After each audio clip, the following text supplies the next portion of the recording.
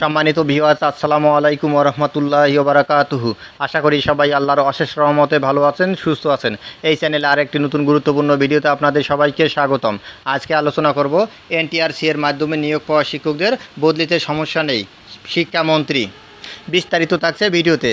তার আগে এই ভিডিওটি দেখার আগে যারা এই চ্যানেলে একদম নতুন তারা অবশ্যই চ্যানেলটি সাবস্ক্রাইব করে পাশে থাকা বেল আইকনটি প্রেস করে দিন। আর যারা ইতিমধ্যে সাবস্ক্রাইব করেছেন তাদেরকে জানাই অসংখ্য ধন্যবাদ।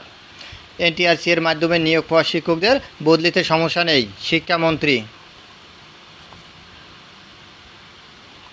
বেসরকারি শিক্ষক নিবন্ধন ও প্রত্যয়ন কর্তৃপক্ষের এনটিআরসি এর মাধ্যমে নিয়োগ পাওয়া বেসরকারি শিক্ষকদের পারস্পরিক বদলিতে কোনো সমস্যা নেই বলে জানিয়েছেন শিক্ষামন্ত্রী মহিবুল হাসান চৌধুরী নওফেল।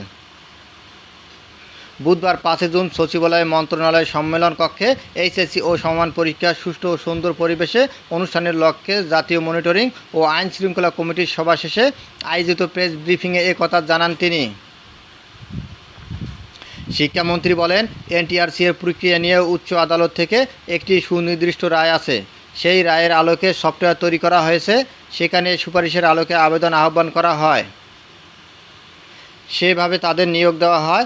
একটি মৌলিক আইনি বিষয় মাথায় রাখতে হবে, সেটা হচ্ছে শিক্ষা প্রতিষ্ঠান স্বাধীন, তারা সরকারের মাধ্যমে পরিচালিত কিংবা নিয়োগকৃত শিক্ষক না। প্রতিষ্ঠানে এনটিআরসি সুপারিশ করে, সেই সুপারিশ অনুযায়ী প্রতিষ্ঠান তাদের নিয়োগ দেয়। সরকার কিন্তু নিয়োগদাতা না।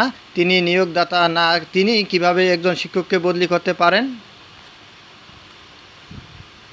নওফেল বলেন, সরকার যেহেতু নিয়োগ দিচ্ছে না, সেহেতু সরকারের পক্ষে তাদের বদলি করা খুবই চ্যালেঞ্জিং।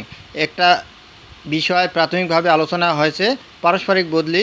যদি সরকার সরাসরি এ প্রতিষ্ঠানগুলোর ব্যবস্থাপনার দায়িত্বে থাকতো বা সরকারের মাধ্যমে নিয়োগপ্রাপ্ত শিক্ষক হতেন তাহলে এ বদলিটা সরকার করতে পারত। মন্ত্রী বলেন, এখন নতুন নিয়োগ বিজ্ঞপ্তি দেওয়ার সময় ইন্ডেক্সধারী শিক্ষকরা কতটুকু সেখানে অংশ নিতে পারবেন সেটা আমরা নিশ্চিত করতে পারছি না। যেহেতু আদালতের একটি রায় আছে, আর বদলির আলোচনাটা কাঠামোগতভাবে আরও চ্যালেঞ্জের হতে পারে। সার্বিকভাবে সব পর্যায়ের বদলি কতটুকু করা যাবে সেটা কাঠামোগত সংস্কার না হলে সম্ভব না। শিক্ষামন্ত্রী বলেন, প্রান্তিক পর্যায়ে মৌলিক বিষয়ে শিক্ষক থাকা নিশ্চিত করতে হবে।